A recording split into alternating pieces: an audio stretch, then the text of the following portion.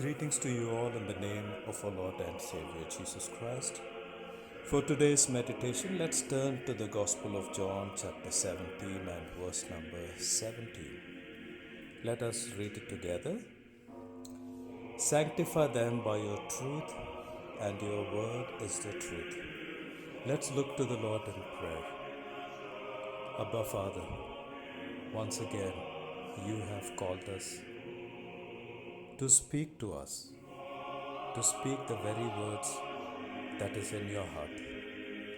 So Lord, give us the power to listen and give us understanding. So we pray that you would gird us with understanding, fill us with the power of the Holy Spirit, so that we would hear your word, relish and cherish these moments. Therefore, Holy Spirit, rest upon us. Holy Spirit, guide us. Holy Spirit, possess us. In the name of Jesus we pray. Amen. Dear friends, we have completed the first 6 crucial days of the year, the first 6 days.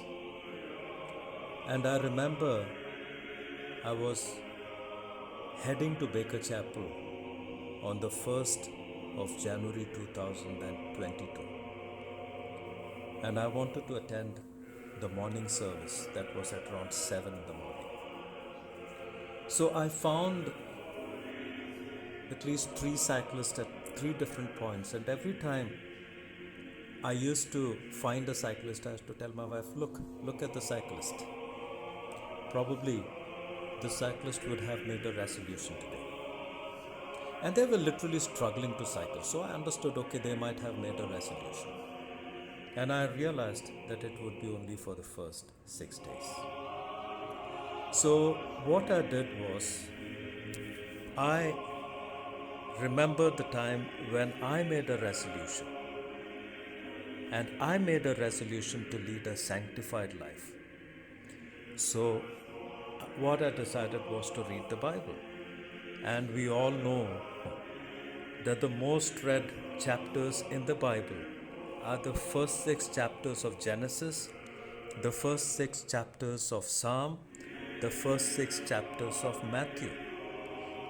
So in my case as well, I followed this practice of reading the Bible, but that lasted only for 6 days. So later on I decided, okay, let me give these resolutions to the Lord. Take control over it. And then I realized how God leads us to resolve. I look at my life 10 years back, how I struggled for holiness, and now how God has enabled me to step into that holiness. See, now if anybody would ask me, did you make any resolutions? My reply is, all resolutions are resolved, nothing to resolve. We read in the above verse as well, here Jesus is interceding for his disciples.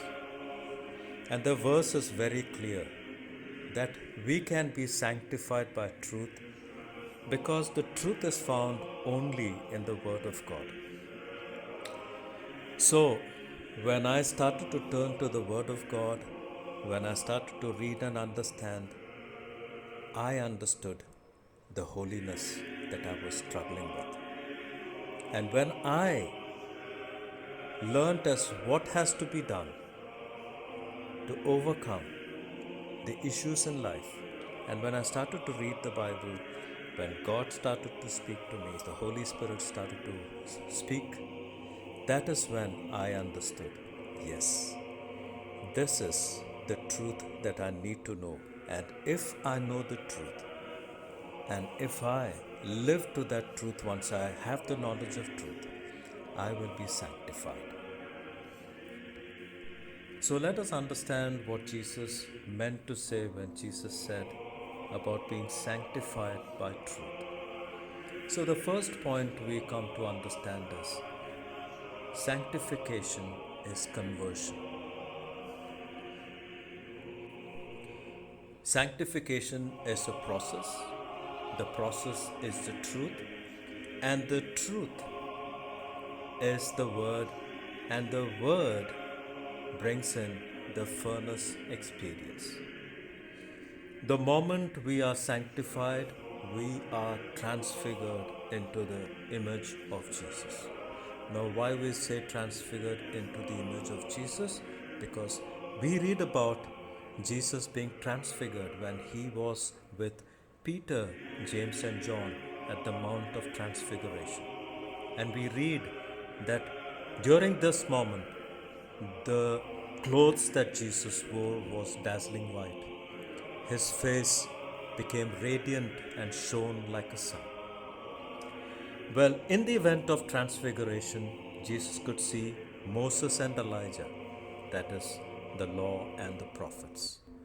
And what we come to understand is this: when you are transfigured, you are connected to the heavenlies, because Jesus was connected to the heavenlies.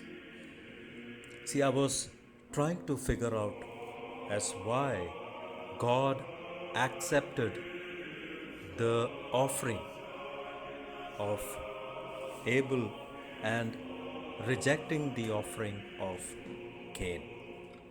And I started to ask God the question, Lord, why? See, when I was doing my assignment, I'm still doing my PhD.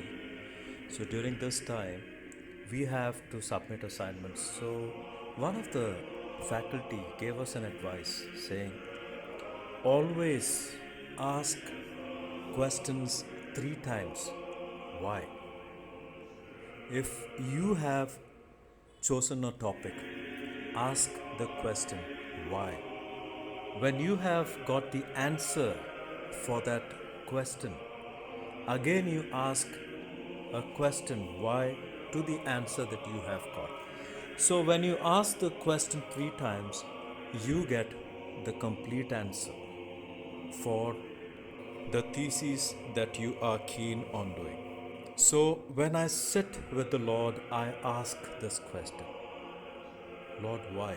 So when I ask this question to God, Lord, why did you reject the offering of Cain and accept the offering of Abel? So when I asked this question, God gave me an answer. God said, when God sent Adam and Eve out of the Garden of Eden, God put a curse on the ground. And God told Adam, from now on you will till the ground. Whatever comes from that produce, you will eat out of that produce. So Adam continued to become a farmer from there on. And the firstborn being Cain, he observed what the father was doing. So Cain followed what his father practiced, and he too started to till the ground. Now remember, the ground was cursed. Cain was offering. He was offering what came out of the cursed ground. Now, listen carefully. When Adam would have sat down with his sons, he would have narrated the story about the past life in Eden and the life outside Eden as well. And he would have definitely told the story about how he lived happily in the Garden of Eden, where he did not sweat, he was not exhausted, he was not tired, he was not thirsty. But when he came or stepped outside the Garden of Eden, out of his choice, he started to sweat, he started to get exhausted, tired. Well, that was his life. And he would have also definitely shared the story about he and his wife covering themselves with the fig leaves. And that's where God comes and kills an animal. And that's the first time Adam and Eve sees blood. And God took off that garment of fig leaves and covered them with animal skin. Now, this is why Abel chose to become a shepherd boy, and he saw what was needed to restitute that fellowship once again. Because Adam lost the fellowship once he stepped out of the Garden of Eden, but the relation with God was still there. And here, Abel, he offered the animals, that is the sheep and the lamb, because that was needed to restore that fellowship once again. That's the reason God was pleased with Abel's offering and not Cain's offering. I was also reading Psalm 23. And on reading Psalm 23 verse number 1, we come to understand. We read, "The Lord is my shepherd, I shall not be in want." We read, "The Lord is my shepherd, I shall not be in want." Now I was trying to ask the same way, Lord, why? What does that mean? Why did the psalmist say, "The Lord is my shepherd, I shall not be in want"? So to this God replied, you don't need to be worried of your needs, because your needs have been taken care of. And the other point which God said is, if you look at others, you will desire for what they have. But when you look at yourself as what I have given you, and you be satisfied with what has been given, you will stop looking at others. And that's where you will choose to settle for your needs. Looking at our needs is to look at what we have. However, the moment we start looking at others, our mind gets distracted, and that is a cause of concern, because we desire what they have. And when I started to read this and understand this, when I started to apply, when I said, okay, what my Lord has given me, and if I settle for our needs and I walk accordingly, that brings in that conversion. And the conversion takes place the moment we start reading, we get the mind of God, and that brings in the conversion. So this is how sanctification is conversion. After my mom's death, I managed cooking on my own. I tried my best to cook the way my mom cooked. However, initially it was trial and error. I somehow managed with the food. But as and when I started to improve on my cooking skills, the meal started to taste better, and that too to the liking of my taste buds. And once I started to cook tasty food, I stuck to the taste. So is the Word of God. The more you read, the more you start cherishing, that's where you can never keep the Bible aside. Let us understand the second point by what Jesus meant about sanctification by truth. The second point is sanctification is to believe. Well, it is clear without truth we cannot believe. It is also understood that unless we do not believe, we will always believe it is a lie. We often follow what others do, isn't it? Now, say for example, why do we go to church? We go to church because our parents have taken us there, and they introduced us to Jesus. They worshipped, we followed their pattern. I remember going to the church, reading the liturgy when I was young. I did not understand what it was, but I still read it, because I used to see my parents also reading it in the church. So I followed what they followed. See, that is not worship. When you are taught something rather than you come to the understanding of believing. If I have to worship, I should have the first hand experience. Else, worship will only end up into a religion. We do what others do, but believing comes when you learn why do you worship. So, we often follow the 10 commandments, and there is one commandment, that is commandment number 6. It says, thou shalt not kill. If I ask this question, Lord, why you gave this commandment, God will definitely give you an answer. And that's why I asked this question 3 times, why? So the first time when I asked the question, Lord, why you gave this commandment?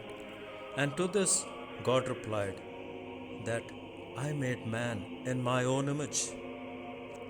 So again I asked the same question, why you made man in your own image? And the reply was, God wanted to make friends. Now remember, when do we make friends? We make friends when we long for friends, which means God longed to make friendship. If you are killing someone, you are killing the image of God. So, when you have understood what is the meaning of this particular passage which you have read, that is why God commanded not to kill, you come to believe, okay, now I understand what it means. See, earlier, if we read the commandment, if we follow, we are just following because it is written. But when we understand and when we start walking accordingly, we start to believe. And when you worship, you have to have that belief in you. Otherwise, it is just a religion that you follow. Now, let us understand the third point by what Jesus meant about sanctification by truth. The third point is sanctification is becoming.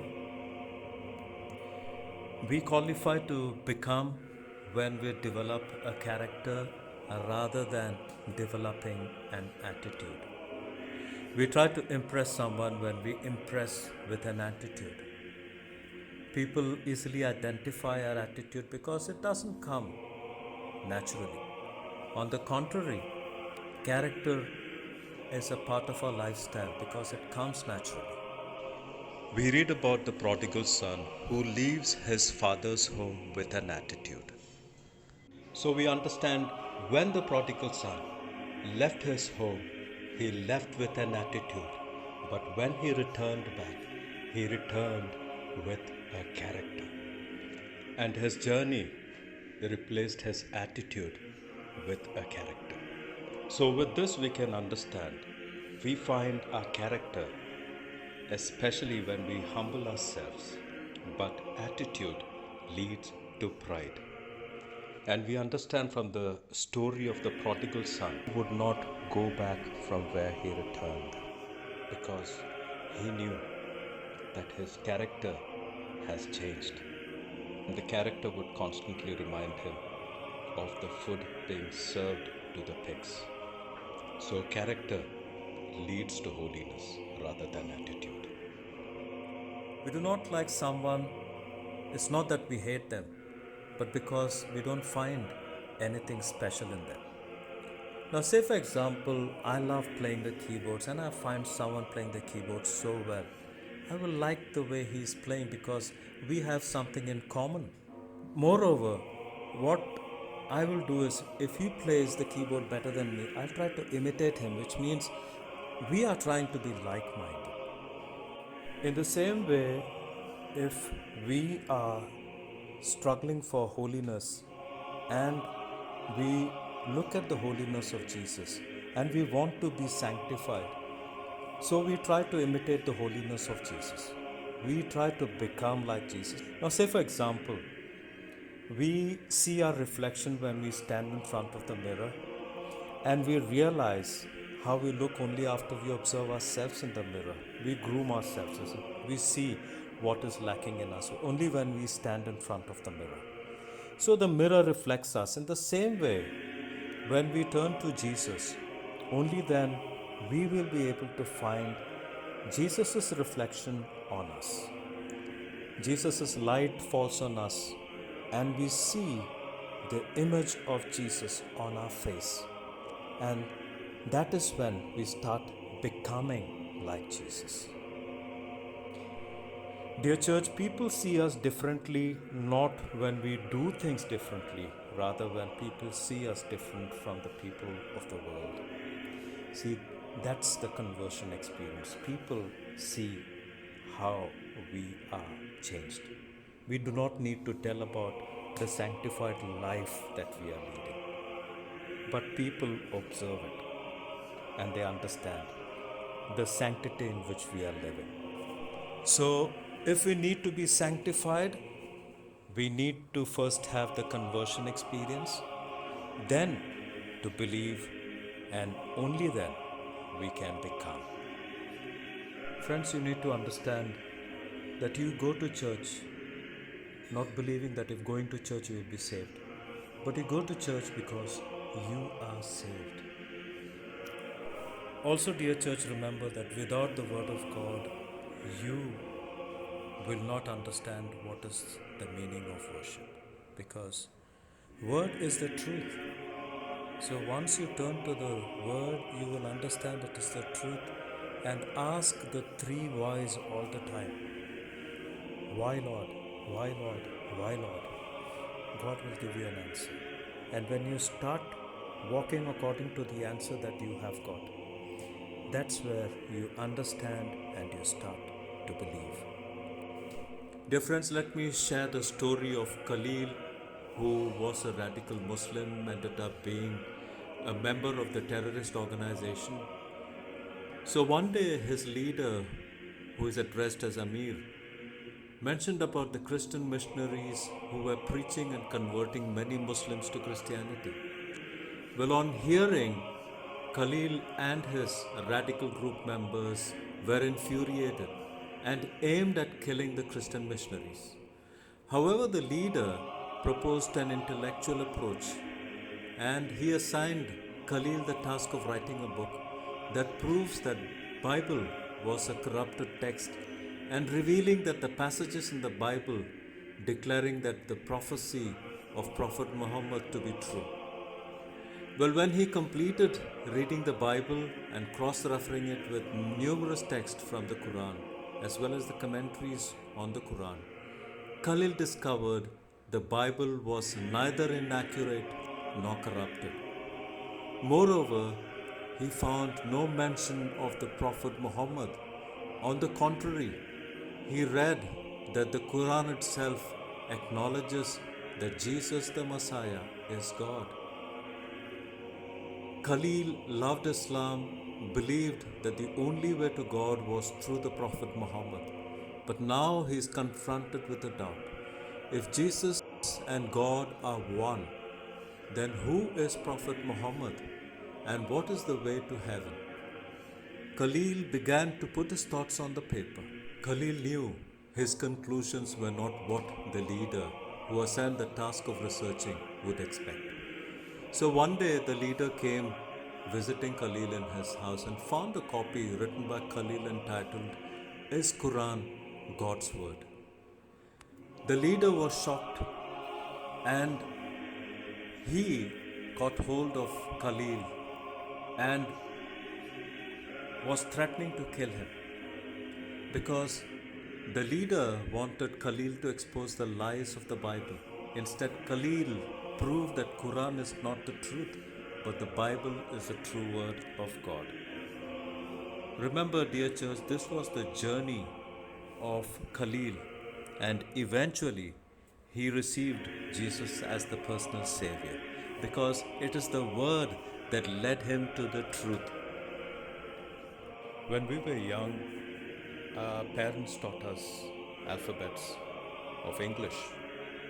But as we grew older, when we started to teach our siblings, we taught what we understood. So is the case when you start reading the Bible. When you read it for the first time, you just do a kind of a superficial reading or surface reading, you can say. But the second time when you read, you are teaching yourself, which means you have understood what you have read the first time. Well, we understand from the story Khalil, he learned only when he started to read the Bible. Because till then, he believed in what his parents said, that it is what his friends have said. Because till then, he believed what the people used to say, that when you read the Bible, it's a kind of a magic charms in it. Because that's what the Muslims believe. But the moment when he started to read the Bible, he understood the truth. See, this is the difference. Unless you don't read, unless you don't understand, you won't believe what is the truth. Friends who are listening, if I get a message, it means that the Holy Spirit is revealing it to me. And the same Holy Spirit dwells in me. So make an effort to sit. That means if you're reading the Bible over and over again and if there is no conversion in you, it means you have not understood the Bible. Because unless you don't understand the Bible, there cannot be a conversion happening. Conversion is when you start believing in the truth. And the truth is reflected in your actions, in your speech, in your disposition as well. See, the more you start learning the truth, the lie is exposed. Because the unbelief in which you are living is exposed when you start reading the Bible. And once that unbelief is being exposed, that's where the truth works to believe, no, I am the child of God. And what I hear is the truth. My God is the truth. He speaks the truth, and I have to believe in the truth. So, as long as you shut the Bible, you will always believe in the lies of Satan. But the moment you open, you will come to know, yes, that is the truth. And that's where I pray that you should also be where I am right now.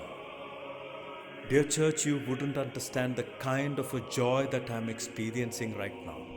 If you are saddened today, it means that you are still living in the lies.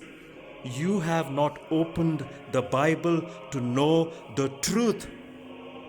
Open the Bible and you will come to understand the truth in the word of the Lord. And the truth, as Jesus said, will set you free. And unless you don't open the Bible, you won't be able to defeat the lies that Satan is trying to bring in your mind. And the truth starts working in your life when people start believing what you are saying is the truth. People will find the difference in you when you start walking in holiness. Dear church, as usual, a reminder that Jesus is coming and He's coming soon. The time of His coming is not known, but the coming of Jesus is real and true. God bless you all. Have a Christ-centered week. Love you all in Jesus' name. Amen.